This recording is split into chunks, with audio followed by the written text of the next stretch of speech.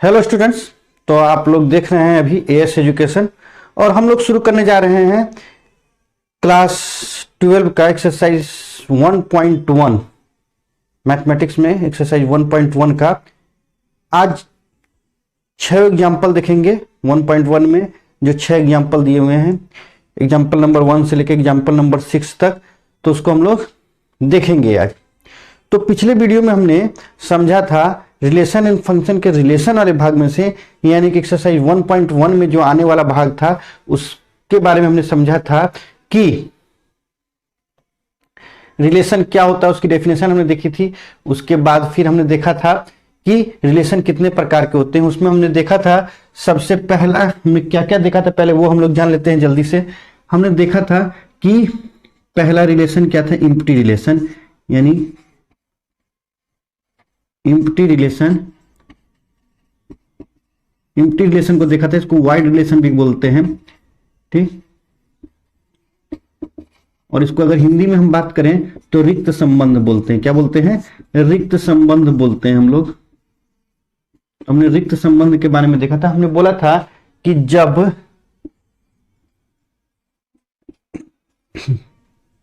किसी रिलेशन में कोई भी अवयव ना हो, किसी रिलेशन में कोई भी एलिमेंट नहीं हो, तो हम कह देंगे कि वो रिलेशन जो है वो क्या है, तो एम्प्टी रिलेशन है, यानी वाइड रिलेशन है। उसके बाद हमने देखा था यूनिवर्सल रिलेशन के बारे में। यूनिवर्सल रिलेशन के बारे में हम लोग ने ये देखा था कि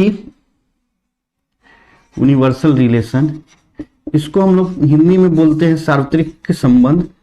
सार्वत्रिक संबंध के बारे में हम लोग ने देखा था कि जब कार्टेशियन प्रोडक्ट ही आपका रिलेशन में आ जाए तो हम कहेंगे कि वो जो है वो सार्वत्रिक संबंध होता है, यानी कि यूनिवर्सल रिलेशन होता है। उसके बाद हमने देखा था आइडेंटिटी रिलेशन के बारे में। आइडेंटिटी रिलेशन, इस रिलेशन के बारे में हमने देखा था। तो हमने आइडेंटिटी रिलेशन के बारे में, इसको तत्समक बोलते हैं, तत्समक संबंध बोलते हैं, तत्समक संबंध इसको बोलते हैं हम लोग, ये भी संबंध ही है। तो इसके बारे में हम लोग ने देखा था, तत्समक संबंध के बारे में हम लोग ने ये देखा था कि इसमें ए होना चाहिए, ए होना चाहिए रिलेशन में, for all A belongs to a. जिस सेट से, मान लीजिए ए सेट से ए है, तो ए सेट में जितने भी ए एलिमेंट हैं, मतलब जितने भी एलिमेंट हैं उसका एक प्रतिरूप होना चाहिए, यानी उसका एक इमेज वही होना चाहिए, डोमेन भी वही और इमेज भी वही निकल के आना चाहिए हर एक के लिए, ठीक है। ओनली यहां पे ये लगाना जरूरी होता है। जबकि हमने फिर रिफ्लेक्सिव रिलेशन भी देखा था, रिफ्लेक्सिव रिलेशन भी देखा था। रिफ्लेक्सिव रिलेशन को हिंदी में स्वतुल्य रिलेशन, स्वतुल्य संबंध बोलते हैं।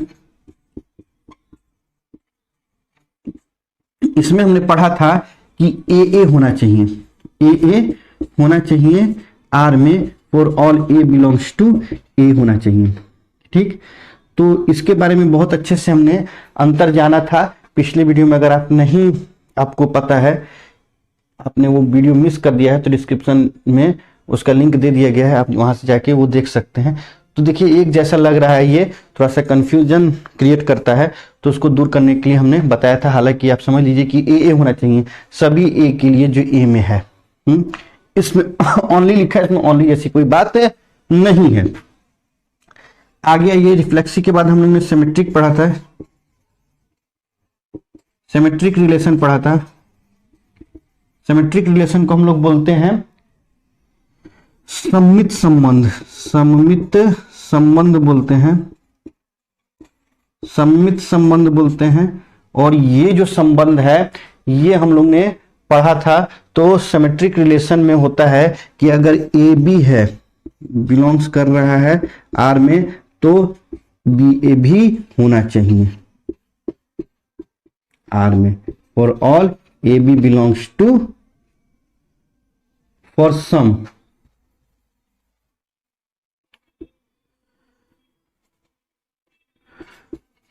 For some A B belongs to a, ठीक, उनके लिए, ठीक, जो ए बी हो उनके लिए ये था।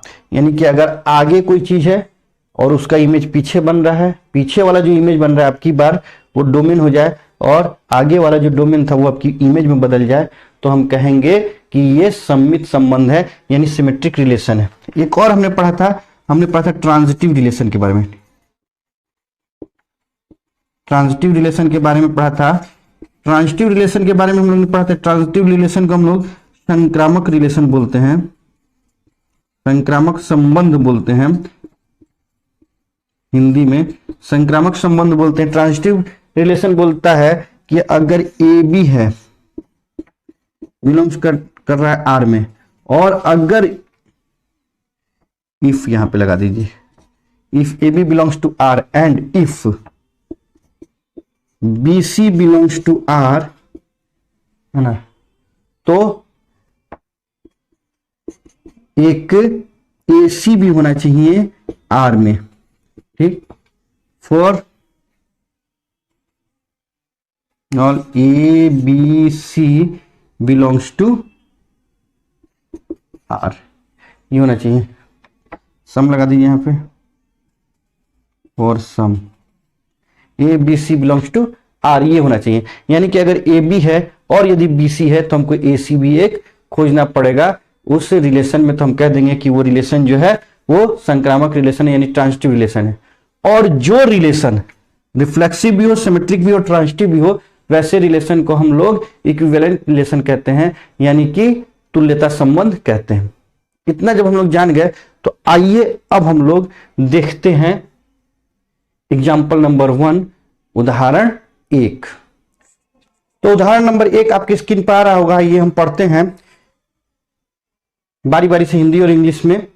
इस एग्जाम्पल को बोल रहा है, let A be the set of all students of boys school so that the relation R in A given by R is equal to AB such that A is sister of B is the empty relation, and R dash is equal to AB such that the difference between heights of A and B is less than 3 meter is the universal relation। Hindi में अगर हम पढ़ें तो आइए देख लेते हैं। मान लीजिए कि ए किसी बालकों के स्कूल के सभी विद्यार्थियों का समुच्चय, दर्शाइए कि आर बराबर ए बी इस प्रकार से है कि ए बी की बहन है, द्वारा प्रदत्त संबंध एक रिक्त संबंध है, तथा आर डैश बराबर ए बी इस प्रकार से है कि ए तथा बी की ऊंचाइयों का अंतर 3 मीटर से कम है, द्वारा प्रदत्त संबंध एक सार्वत्रिक संबंध है। तो आइए पहले हम लोग देखते हैं कि दिया हुआ क्या है। दिया हुआ है कि कोई एक सेट है ए, कोई एक सेट है ए जो सेट है वो बॉयज स्कूल का है। किसका है? बॉयज स्कूल का है, ठीक। अब ये बॉयज स्कूल का सेट है, तो क्या बॉयज स्कूल में कोई ऐसा होगा कि कोई किसी की बहन हो जाए? क्योंकि बॉयज स्कूल में तो सारे बॉयज पढ़ेंगे, बॉयज स्कूल में सारे बॉयज होंगे, बालकों का स्कूल है तो उसमें तो सारे बालक ही होंगे। तो जब बालक होंगे तो क्या कोई बालक किसी बालक की बहन हो सकता है? बिल्कुल इम्पॉसिबल है। तो कहेंगे कि अगर हम लिखना चाहें तो लिख देंगे in a boys school, in a boys school all students are boys, ठीक। अब जब बॉयज हैं then this implies that a does not belongs to R since no boy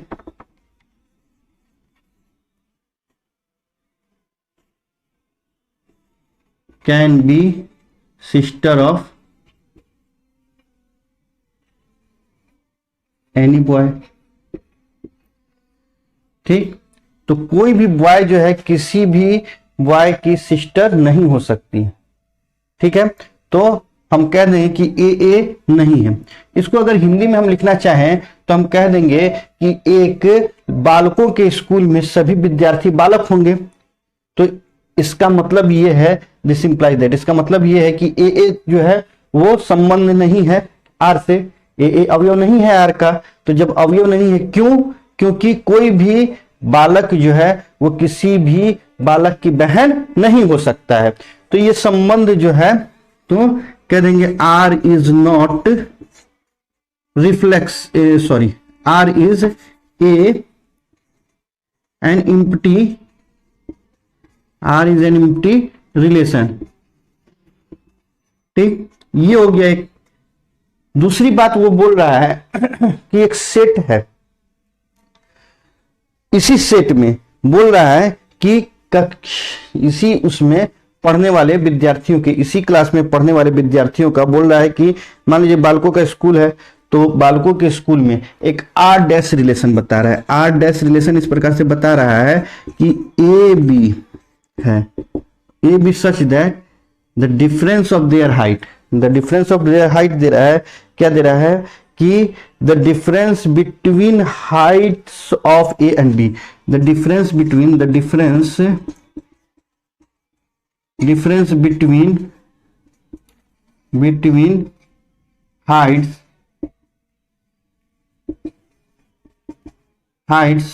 of A and B,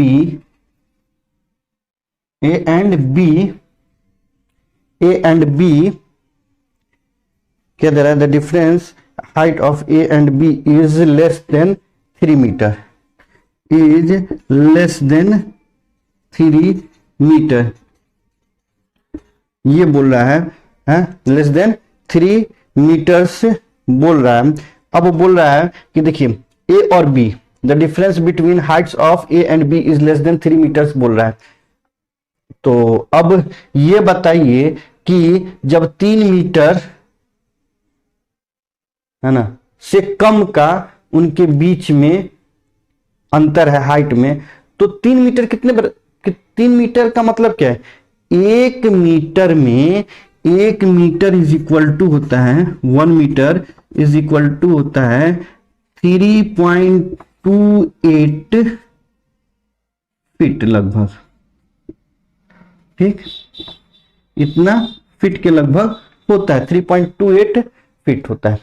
तो अब ये बताइए, तो 3 मीटर यानी कि लगभग ये 9-10 के लगभग चला जाएगा। तो 10 के लगभग चला, 9 कुछ के लगभग जाएगा, तो 10 के आसपास आ जाए।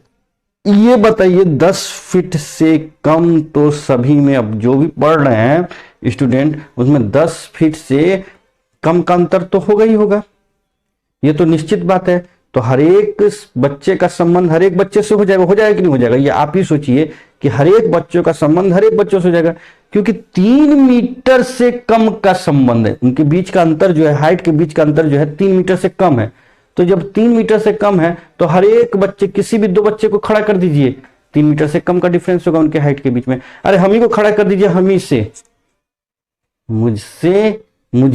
मेरी ही हाइट 3 मीटर से कम है का डिफरेंस है, नहीं डिफरेंस है, कोई डिफरेंस नहीं, क्योंकि मेरी हाइट, फिर हमको खड़ा कीजिए, फिर वही हाइट, तो डिफरेंस तो बिल्कुल 0 हो जाएगा, 3 मीटर से कम का हो गया।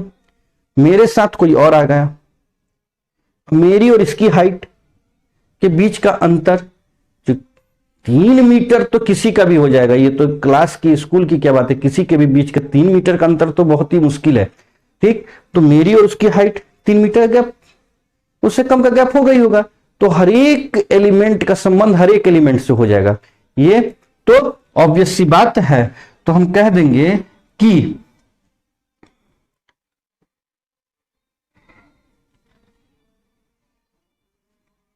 A B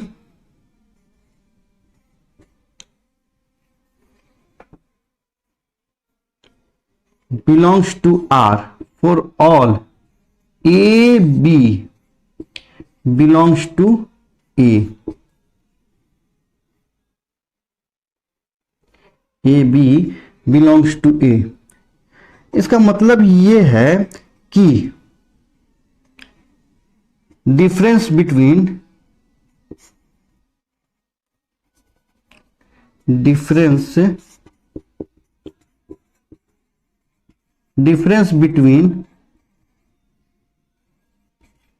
any two boys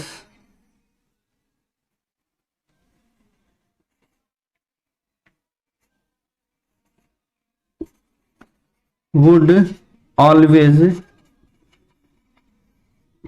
be less than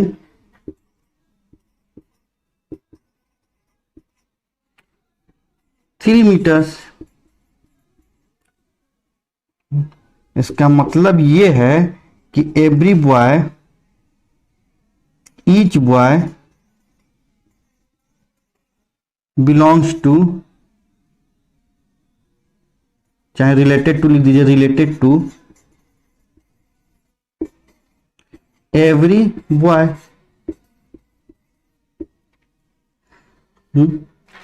तो क्या हो जाएगा, इसका मतलब ये है कि आर क्या हो गया, आर डैश इज, यहां पे आर डैश लिख दीजिए, R dash is a universal relation. R dash एक यूनिवर्सल रिलेशन, इसका मतलब तो यही हुआ। अब हर एक विद्यार्थी का हर एक विद्यार्थी से संबंध है, यही तो बोलता है कार्टेशियन प्रोडक्ट, ऐसे ही तो बनता था। हम लोग ने देखा कि मान लीजिए कि 1 2 3, ये इसका 1 2 सॉरी दूसरा लिख देते हैं 4 5 6, इससे अगर कार्टेशियन प्रोडक्ट निकाला जाए तो हम क्या निकालते थे, 1 4 1 5 1 6 2 4 2 5 2 6 3 4 3 5 3 6, यही तो निकालते थे, कार्टेशियन प्रोडक्ट बन जाता था। यानी कि हर एक एलिमेंट का हर एक एलिमेंट से एक पेयर बनता था, ऑर्डर्ड पेयर, क्रमित युग्म बनता था। तो बस यही तो बना है, इसी को तो कहेंगे हम लोग कि तो जब ऐसा हो जाएगा कि जब पूरा का पूरा कार्टेशियन प्रोडक्ट ही जो है आपके इसमें आ जाएगा, रिलेशन में आ जाएगा, पूरा का पूरा कार्टेशियन प्रोडक्ट ही जब रिलेशन में आ जाएगा तो हम कह देंगे कि भाई ये तो यूनिवर्सल रिलेशन है। तो बस इतनी सी बात थी और हमने इसे साबित कर दिया। तो आइए अब देखते हैं एग्जाम्पल नंबर 2 यानी उदाहरण 2। तो अगर आपको हमारा ये सेशन अच्छा लग रहा है, ये वीडियो अच्छा लग रहा है, तो आप इसे लाइक शेयर और कमेंट जरूर करें। कमेंट करके हमें जरूर बताएं कि कैसा लग रहा है आपको हमारा ये वीडियो, और पिछला वीडियो आप अवश्य देख ले तो ये वीडियो बिल्कुल समझ में आएगा। हम लोग एक्सरसाइज कल शुरू करेंगे, यानी अगले वीडियो में शुरू करेंगे, तो पहले ये वीडियो देख के आप लोग बिल्कुल तैयार हो जाइए और एक्सरसाइज 1.1 आपसे बिल्कुल आसानी से बनने लगेगा। ये मेरा दावा है, मतलब मेरी उम्मीद है, ये दावा तो क्या ही करें, उम्मीद है ये मेरी कि बिल्कुल आसानी से आपसे एक्सरसाइज 1.1 सॉल्व होने लगेगा अगर आप ये वीडियो अच्छे से देख लेते हैं तो आइए एग्जाम्पल नंबर 2 जो है, एग्जाम्पल नंबर 2 जो है, उदाहरण 2 जो है वो आपकी स्क्रीन पर आ रहा होगा। आइए हम पढ़ते हैं उस एग्जाम्पल को। Let T be the set of all triangles in a plane with R a relation in triangle given by R is equal to T1 T2 such that T1 is congruent to T2 so that R is an equivalence relation। Hindi में बोलते हैं तो मान लीजिए कि T किसी समतल में स्थित समस्त त्रिभुजों का एक समुच्चय है। समुच्चय T में R बराबर T1 T2 इस प्रकार से है कि T1 T2 के सर्वांग सम है।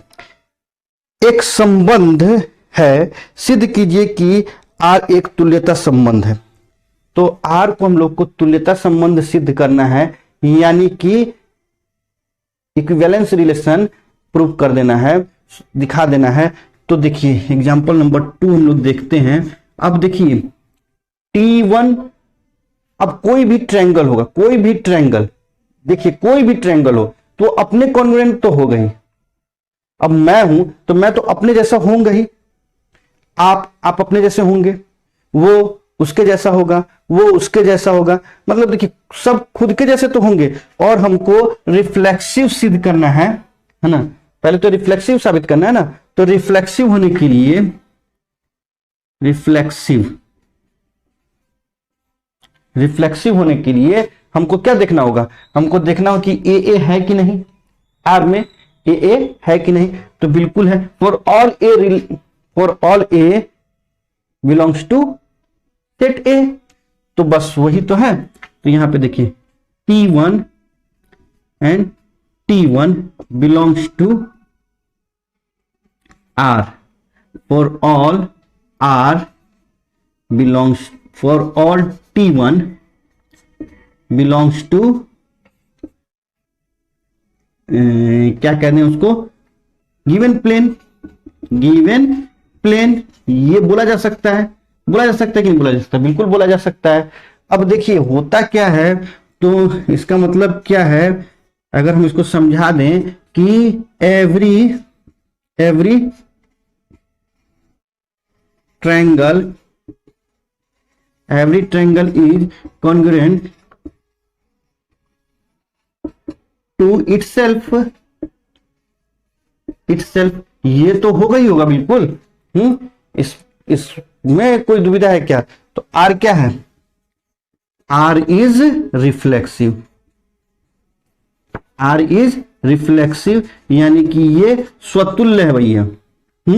लिखेंगे T1 बिलोंग करता है आर से फॉर सभी T1, है ना, जो कि बिलोंग करता है, यानी कि जो कि अवयव है किसका, दिए हुए प्लेन के, है ना, all triangles in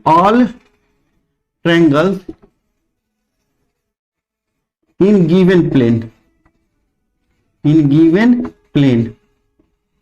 all triangles in given plane, माने कि समतल पर दिए हुए सभी त्रिभुजों से संबंध रखता है। अच्छा ये तो हो गया। अब तो आर क्या है, आर स्वतुल्य है। अब हमको देखना होगा, ये तो एक देख लिया। अच्छा दूसरा, अब हमको सिमेट्रिक भी तो देखना होगा कि सिमेट्रिक है कि नहीं, सिमेट्रिक होने के लिए हमको क्या देखना होता है कि ए बी हो तो बी ए भी होना चाहिए। तो अब देखिए T1 इज कॉन्ग्रुएंट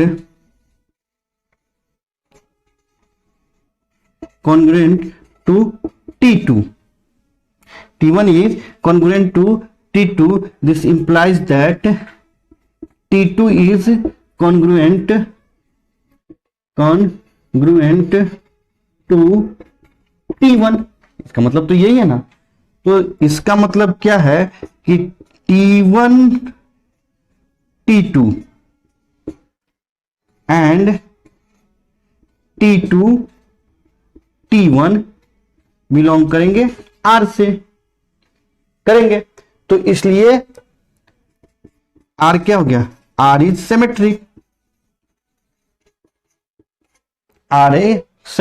क्योंकि देखिए T1 जो है वो T2 के सर्वांग सम है। इसका मतलब ये है कि T2 T1 के सर्वांग सम है। इसका मतलब क्या है कि T1 T2 और T2 T1 जो है वो आर के अवयव हैं। और जब ये T1 T2 है, T2 T1 है, तो इसका मतलब क्या है कि आर सिमेट्रिक रिलेशन यानी कि सममित संबंध है। अब हमको देखना होगा ट्रांजिटिविटी, क्योंकि तीनों होगा तभी ये इक्विवेलेंस रिलेशन होगा, यानी कि तुल्यता संबंध होगा। तब ट्रांजिटिविटी के लिए देखिए T1 इज ट्रांजिटिव के लिए क्या होता है, ट्रांजिटिव के लिए होता क्या है पहले ये जान लें। अगर ए बी है और अगर बी सी है तो ए सी भी होना ही चाहिए, यानी T1 is congruent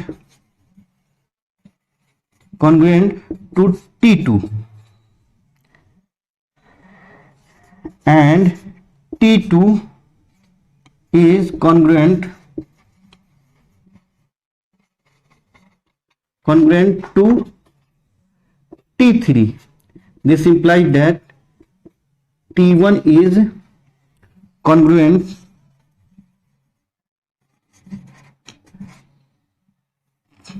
to T3, T3। अगर T1 कॉन्ग्रुएंट है T2 के और T2 कॉन्ग्रुएंट है T3 के, तो इसका मतलब ये है कि T1 भी कॉन्ग्रुएंट होगा T3 के। तो सिंपल सी बात है, अगर एक त्रिभुज दूसरे त्रिभुज के सर्वांग सम हो, दूसरा त्रिभुज तीसरे त्रिभुज के सर्वांग सम हो, इसका मतलब कि पहला त्रिभुज तीसरा त्रिभुज के सर्वांग सम होगा, तो ये होगा। तो इसका मतलब ये है कि T1 T2 बिलोंग्स करेगा एंड T2 T3 बिलोंग्स कर रहे हैं R से। This implies that T1 T3 भी बिलोंग्स करेंगे R से। तो इसका मतलब क्या है कि R कैसा है, R इज ट्रांजिटिव। तो R जब ट्रांजिटिव है तो चूंकि है ना, क्योंकि R जो है R इज क्या हो जाएगा, इक्विवेलेंस।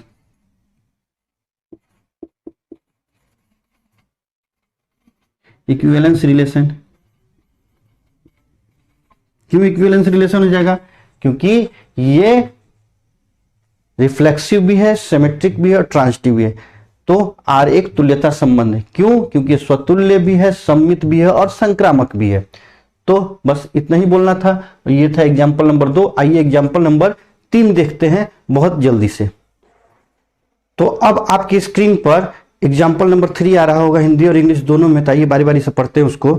तो let L be the set of all lines in a plane and R be the relation in L defined as R is equal to L1 L2 such that L1 is perpendicular to L2 so that R is symmetric but neither reflexive nor transitive।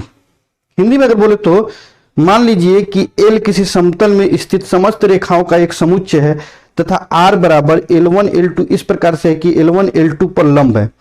समुच्चय L में परिभाषित एक संबंध है। सिद्ध कीजिए कि R सममित है किंतु यह न तो सतुल्य है और न ही संक्रामक है। यानी कि ये न तो स्वतुल्य है और न ही संक्रामक है, लेकिन सममित है। आइए हम लोग देखते हैं एग्जाम्पल 3 क्या कहना चाह रहा है। अब देखिए, अगर L1 परपेंडिकुलर है L2 के, तो इसका मतलब ये है कि L2 भी परपेंडिकुलर हो L1 के हैं। अब मान लीजिए कि ये एक रेखा है, इसका नाम दे दीजिए L1। ये इस पर परपेंडिकुलर है L2 पर। तो उलट के देखिए ना, ये भी तो परपेंडिकुलर है इस पर, है कि नहीं है। तो बस यही बात तो बोलना चाह रहा है कि देखिए ये परपेंडिकुलर है। तो अब अगर परपेंडिकुलर है तो हो गया, बात खत्म है। कहने का मतलब ये। लेकिन क्या कोई लाइन खुद के पे परपेंडिकुलर हो सकती है? नहीं हो सकती। खुद पे परपेंडिकुलर नहीं होती, खुद के पैरेलल हो सकती है, लेकिन परपेंडिकुलर तो नहीं हो सकती है। तो आइए अब हम देखते हैं रिफ्लेक्सिव के लिए। पहले रिफ्लेक्सिव के लिए।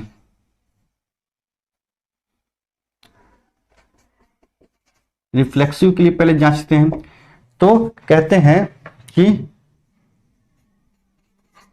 no line can be perpendicular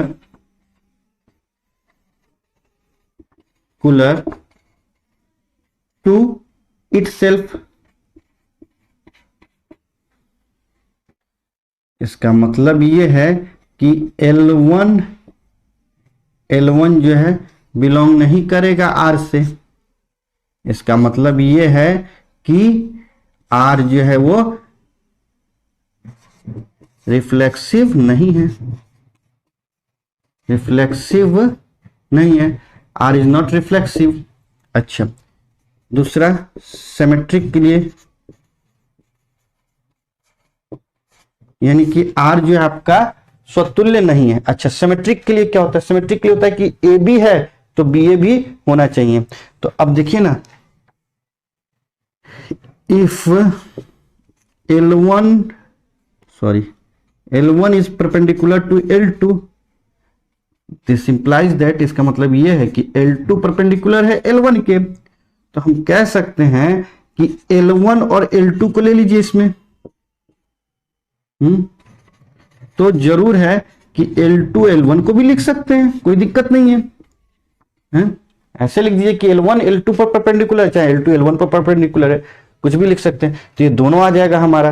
तो ये कह देंगे कि ये, अब जब ऐसा हो गया तो हम कह देंगे क्या कि R is symmetric. R is symmetric नहीं कह सकते क्या? बिल्कुल कह सकते हैं। अब आइए तीसरा क्या है? तीसरा है ट्रांजिटिविटी।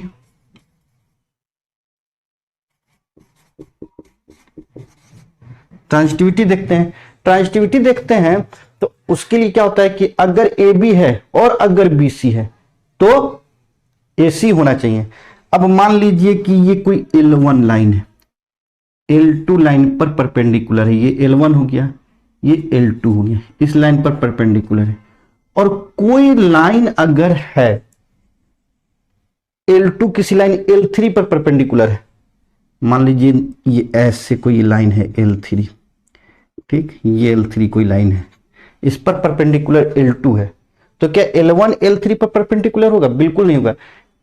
इनफैक्ट L1 जो होगा L3 के पैरेलल हो जाएगा, L1 L3 के पैरेलल हो जाएगा, लेकिन परपेंडिकुलर तो नहीं होगा। तो वही लिखेंगे, if L1 is perpendicular to L2 and L2 is perpendicular to L3, this implies that L1 is parallel to L3. This means कि L1 L2 belongs to R and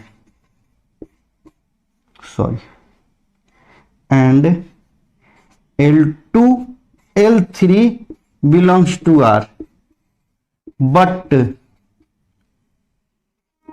L1 L3 doesn't belongs to R। तो इसका मतलब क्या है कि R is not transitive, R transitive नहीं है। तो हम कह सकते हैं कि R is reflexive,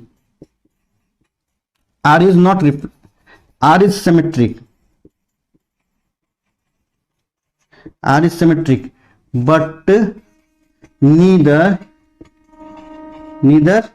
reflexive nor transitive। बात समझ में आ गई होगी। तो R जो है वो सिमेट्रिक तो है, लेकिन न तो वो रिफ्लेक्सिव है और ना ही वो ट्रांजिटिव है। यानी कि R जो है वो सममित तो है, लेकिन वो स्वतुल्य भी नहीं है और संक्रामक भी नहीं है। न तो वो स्वतुल्य है, ना ही संक्रामक है, ये हमने सिद्ध कर दिया। तो आइए अब हम लोग देखते हैं एग्जाम्पल नंबर 4 इसी तरह। तो अगर आपको ये अच्छा लग रहा है तो मेरे चैनल को आप सब्सक्राइब कर ले, कमेंट करके बताएं कि आपको कैसा लग रहा है और क्या बात समझ में आ रही है, क्या बात नहीं समझ में आ रही है, क्या हमको सुधार करना चाहिए, कैसे और आपको बताना चाहिए। क्योंकि हम लोग क्लास 12 का पूरा मैथ एकदम सीरियल से खत्म करेंगे, सीरियली खत्म करेंगे, मतलब एक लाइन से ही खत्म करेंगे। ठीक, कोई इधर उधर जाके नहीं पढ़ेंगे, बिल्कुल एक लाइन से एक साथ पढ़ेंगे। तो आइए देखते हैं एग्जाम्पल नंबर 4। तो एग्जाम्पल नंबर 4 आ रहा होगा आपके स्क्रीन पर, हिंदी और इंग्लिश दोनों में। तो आइए बारी बारी से पढ़ते हैं। बोल रहा है कि so that the relation in the set 1 2 3 given by R is equal to 1 1 2 2 3 3 1 2 2 3 is reflexive but neither symmetric not transitive. मतलब सिद्ध कीजिए कि समुच्चय 1 2 3 में R बराबर 1 1 2 2 3 3 1 2 2 3 द्वारा प्रदत्त संबंध स्वतुल्य है, परंतु न तो सममित है और ना ही संक्रामक है। अब देखिए यहां पे हमने क्या पढ़ा था कि रिफ्लेक्सिव होने के लिए ए बिलोंग्स टू आर होना चाहिए for all A belongs to set A. तो मान लीजिए सेट ए है, तो देखिए इसके लिए एक एक चाहिए हमको, दो दो चाहिए, तीन तीन चाहिए। तो एक एक है, दो दो है, तीन तीन है। तो हम लोग लिख देंगे कि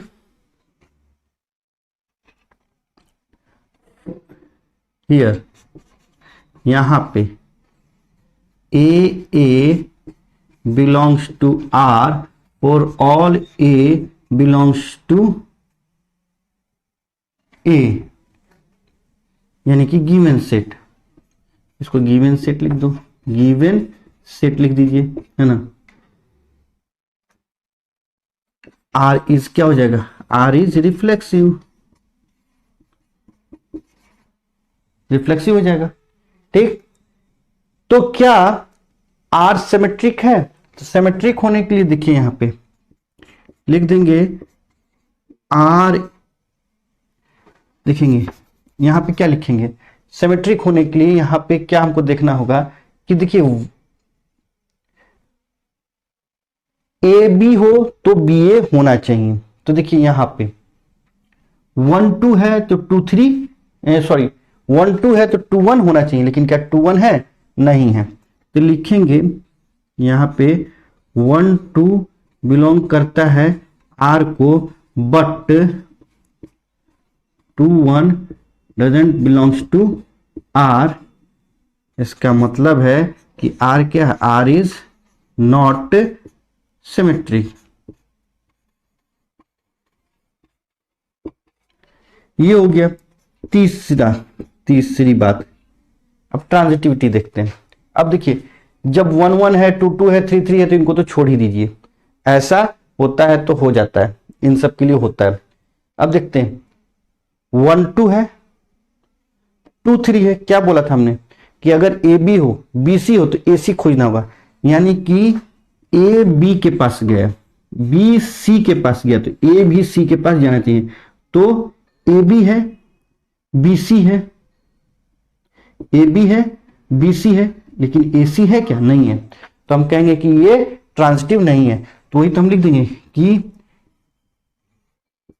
ये और ये 2 3 बिलोंग्स करते हैं आर से, बट 1 3 बिलोंग्स नहीं करता है आर से, इसलिए आर क्या है, आर इज नॉट ट्रांजिटिव।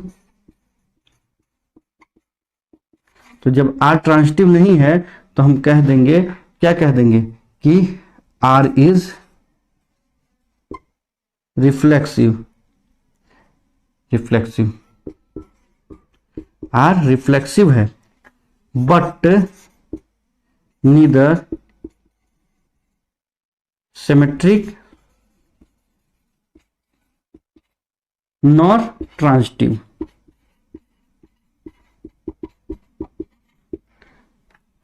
देखा कितना मजा आया। तो इस तरीके से आर रिफ्लेक्सिव तो है लेकिन न तो सिमेट्रिक है और न ही ट्रांजिटिव है, तो ये होता है। अब आइए आगे हम लोग देखते हैं एग्जाम्पल नंबर 5 और उसमें कुछ सीखने की कोशिश करते हैं। तो आइए देखते हैं एग्जाम्पल नंबर 5। अब एग्जाम्पल नंबर 5 आ रहा होगा आपकी स्क्रीन पर, हिंदी और इंग्लिश दोनों में। तो आइए उसको देख लेते हैं हम लोग और पढ़ते हैं। So that the relation R in the set Z of integers given by R is equal to AB such that 2 divides A minus B is an equivalence relation। Hindi में बोले तो सिद्ध कीजिए कि पूर्णांकों के समुच्चय Z में R बराबर ए बी इस प्रकार से है कि संख्या 2 A माइनस बी को विभाजित करती है, द्वारा प्रदत्त संबंध तुल्यता संबंध है। यानी कि ये रिफ्लेक्सिव भी है, सिमेट्रिक भी है और ट्रांजिटिव भी है। बोल क्या रहा है, बोल रहा है कि A B such that 2 divides A minus B, यही यहां पे ये बोल रहा है, ये संबंध है। जबकि ये सेट जेड से आ रहा है, किस सेट से आ रहा है, जेड से, जो कि इंटीजर्स का है, यही आ रहा है। तो आइए देखते हैं। अब देखिए इंटीजर्स से आ रहा है, इसका मतलब देखिए कोई भी नंबर आप अगर माइनस करेंगे खुद से, कोई भी नंबर अगर खुद से माइनस करेंगे, जैसे कि मान लीजिए 1 1 से माइनस कीजिए तो 0 आएगा, और 0 का अगर 2 से डिवाइड कीजिएगा तो 0 आएगा, और 0 बिलोंग्स करेगा जेड में, है। 2 को 2 से डिवाइड कीजिएगा, 2 को 2 से माइनस कीजिएगा तो आएगा 0, और 0 को 2 से डिवाइड कीजिएगा तो कुछ इंटीजर देगा, 0 देगा, मतलब तो इंटीजर हो जाएगा। तो इसका मतलब कि 1 1 2 2 3 3 4 4 5 5 6 6 7 7 8 8 9 9 10 10 जो भी कहिए, जो भी इंटीजर होगा, इंटीजर में से इंटीजर को माइनस करेंगे तो, और उसको 2 से डिवाइड करेंगे तो एक इंटीजर देगा। तो हम कह देंगे कि आर क्या रिफ्लेक्सिव है, यही बात है ना।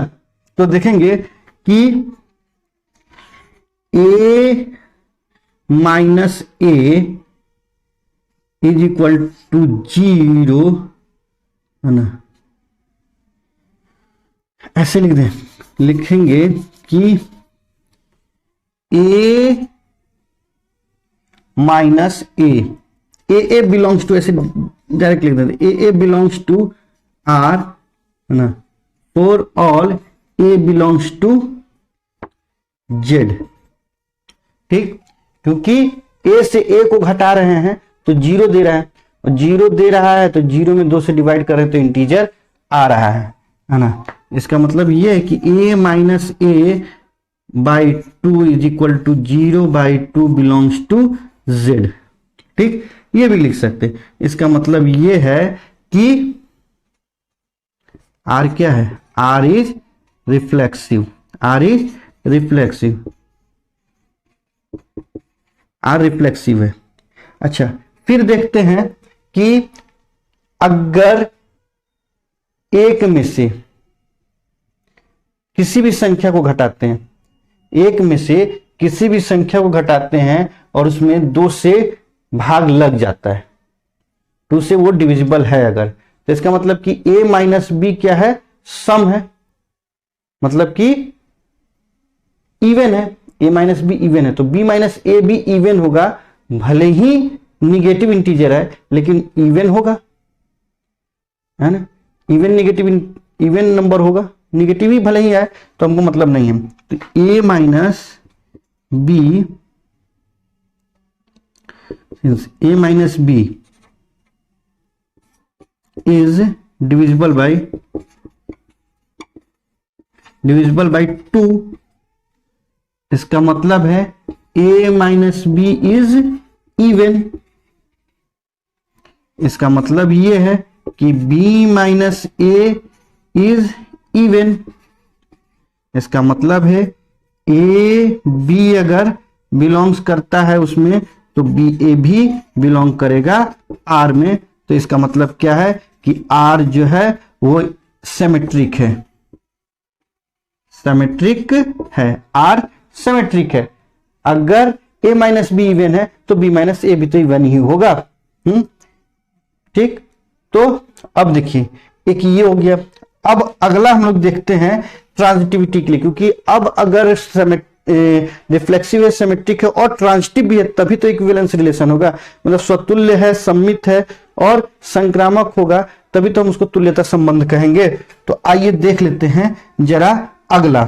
तो लिखेंगे कि देखिए a minus B is even and if, यहां पे लिख दीजिए if a minus b is even and if b minus c is even, this implies that a minus b plus b minus c is even। अब क्यों, क्योंकि देखिए दो even number को जोड़िए या घटाइए, दो इवन नंबर को जोड़िए या घटाइए तो इवन ही आपको देगा।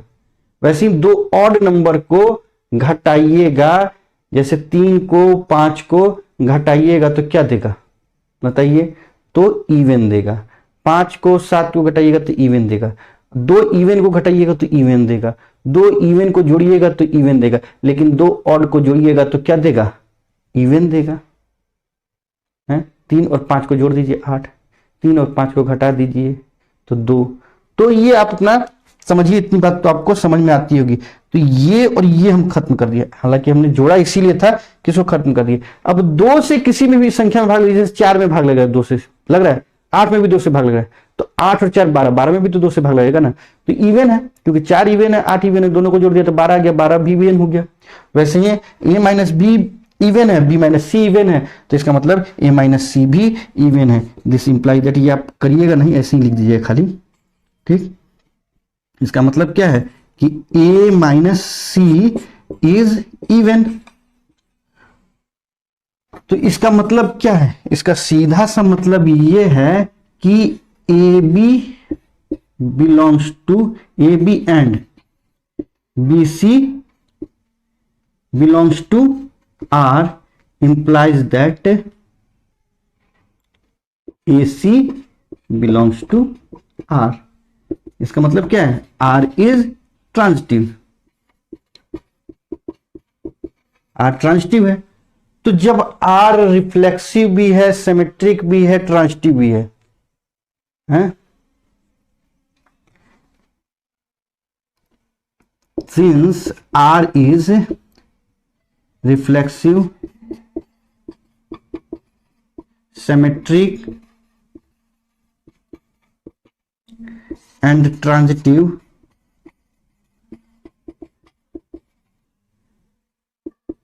hence R is equivalence। Equivalence हो गया, ठीक। तो इस तरीके से हम इसको लिख देंगे। तो आई होप आपको ये बात समझ में आई होगी। तो आइए देखते हैं अगला एग्जाम्पल, जो कि एग्जाम्पल नंबर 6, और ये हमारा आज के वीडियो का आखिरी एग्जाम्पल होगा। तो इसको भी ध्यान से आप देखिए। तो आइए देखते हैं एग्जाम्पल नंबर 6। तो एग्जाम्पल नंबर 6 आ रहा होगा आपके स्क्रीन पर, आइए पढ़ते हैं।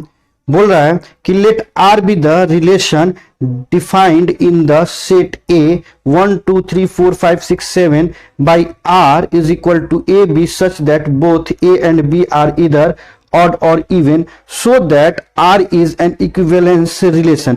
आगे भी है further, so that all the elements of the subset 1 3 5 7 are related to each other and all the elements of the subset 2 4 6 are related to each other, but no elements of the subset 1 3 5 7 is related to any elements of the subset 2 4 6।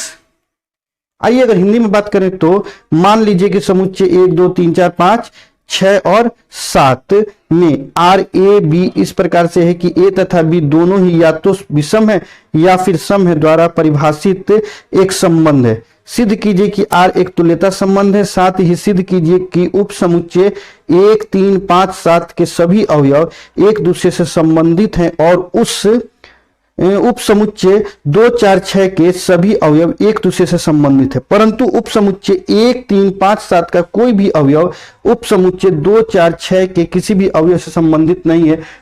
दूसरा भाग बाद में, पहला भाग पहले करते हैं कि दिखाते हैं कि ये जो है ये एक तुल्यता संबंध है, यानी इक्विवेलेंस रिलेशन है। तो इसके लिए पहले इसको रिफ्लेक्सिव बताना होगा, फिर सिमेट्रिक बताना होगा, फिर ट्रांजिटिव बताना होता। तो रिफ्लेक्सिविटी के लिए देखिए जरा ये क्या ये रिफ्लेक्सिव है। तो लिखते हैं, देखिए यहां पे कि ए B both A and B are either odd or even. तो लिखेंगे if A is odd, this implies that AA belongs to R। if A is even, अब भी AA हो सकता है।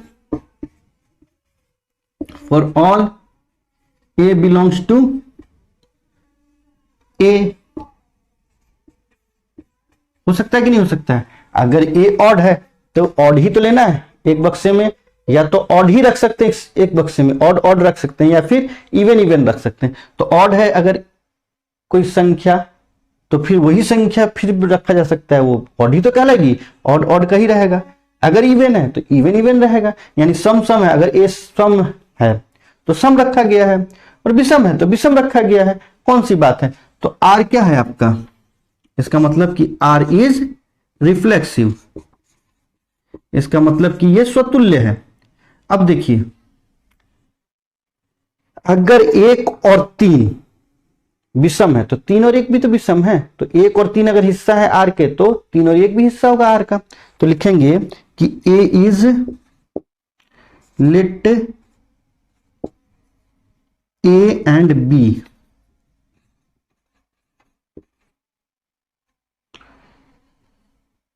Are odd। this implies that a B and b a belongs to R, तो हो गया। और अगर and if a and B are even, this implies that a b b a belongs to R. अब देखिए, तो आर अगर कोई संख्या ऑड है ए और फिर एक संख्या और मिलती है बी, वो भी ऑड है, तो ए बी रखिए चाहे बी ए रखिए, क्या फर्क पड़ता है, ऑड ही तो रखना है एक बक्से में। तो ए बी बी ए ये आपके एलिमेंट हो जाएंगे रिलेशन में। और अगर कोई संख्या, कोई नंबर जो इंटीजर है ए जो कि इवन है और बी भी इवन है, तो इवन इवन जब रखे ए भी रखे तो बी ए भी तो रख सकते हैं, तो भी एलिमेंट हो जाएगा आर का। तो हम कह देंगे कि आर इज सिमेट्रिक। अब हमको देखना है कि क्या आर जो है ट्रांजिटिव है। तो आर ट्रांजिटिव अगर है तो उसके लिए देखिए, A B belongs to R, A B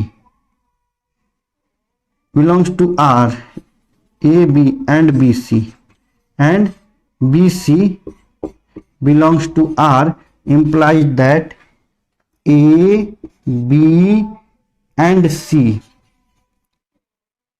are either odd or even.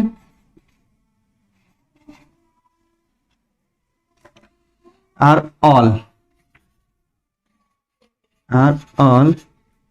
either odd or even। इसका मतलब है कि this implies that A and C are also all either odd or even.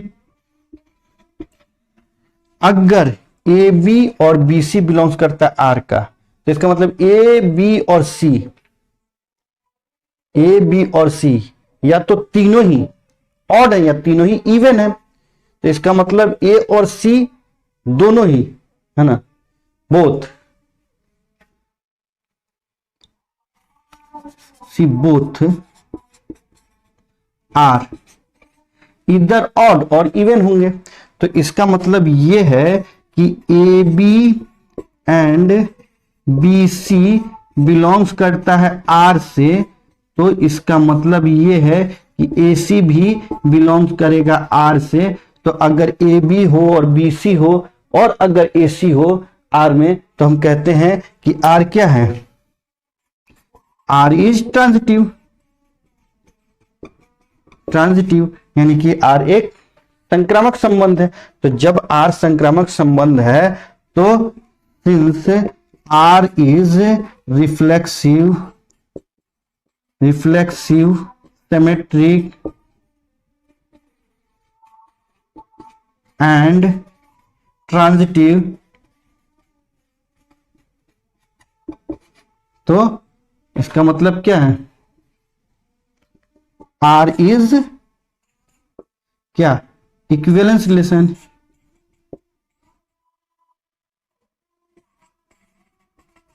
Equivalence relation. अब बोल रहा है कि अब आगे दिखाइए कि उप समुच्चय यानी सब सेट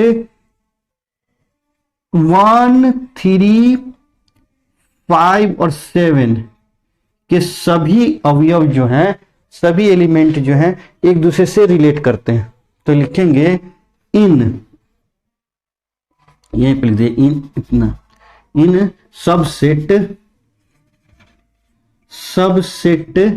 1, 3, 5, 7 है ना, all elements are odd, hence each element related to each other. ठीक, इसमें कौन सी बड़ी बात है। लेकिन बट अब देखिए, इन सब सेट क्या हो जाएगा, 246 ऑल एलिमेंट्स आर इवन, इसलिए क्या हो जाएगा, each element related to each other but